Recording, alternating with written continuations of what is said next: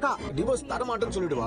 ஒரே ஒரு சாரி சொல்றேன். ஏண்டி கிட்ட சொல்லி என்ன மிரட்டுறியா? சாரி கேட்க சொல்றியாடி?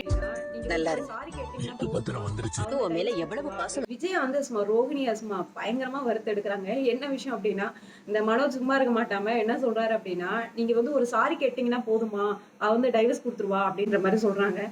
ஸோ உடனே இதை கேட்டுட்டு, ஓ நான் சாரி கேட்டால் இதெல்லாம் நடக்குமா, ஃபோன் பண்ணி கொடு நான் பேசுறேன்ற மாதிரி ஃபோன் பண்ணி கொடுக்க சொல்றாங்க. ஸோ பயங்கரமா திட்டுறாங்க எடுத்தோடனே ரோகிணியை. நீ எல்லாம் ஒரு பொம்பளையாடி, நீ எப்படி என் பையனை மட்டும் தான் கல்யாணம் பண்ணியா, இன்னும் நிறைய பேர்த்த கல்யாணம் பண்ணியிருக்கிறியா அப்படியே அப்படின்னு பயங்கரமான ஒரு கேள்வியெல்லாம் வந்து ரோகிணி பார்த்து கேட்குறாங்க. ஸோ என்னதான் ரோகிணி வந்து தப்பான இதாக இருந்தாலும் மனோஜ் மேலே வச்சிருக்கிற பாசம் உண்மை அப்படின்றது நம்ம எல்லாத்துக்குமே தெரியும். ஸோ அதெல்லாம் விஜயாவை சமாதானப்படுத்தி எப்படி மனோஜ் வந்து ரோகிணி கூட வாழ போறாரு அப்படின்ற விஷயம் ஒரு பக்கம் இருந்தாலும், இன்னொரு சைடு முத்து வந்து பார்த்தீங்க அப்படின்னா அவங்க அம்மா அப்பா மேலே அவ்வளோ பாசம் வச்சிருக்காங்க. மீனாவும் சரி அவ்வளோ மரியாதை வச்சிருக்காங்க. ஸோ வீட்டு பத்திரத்தை நீயே வச்சிருடா அப்படின்னு சொல்லி கொடுக்குறாங்க முத்துக்கிட்ட.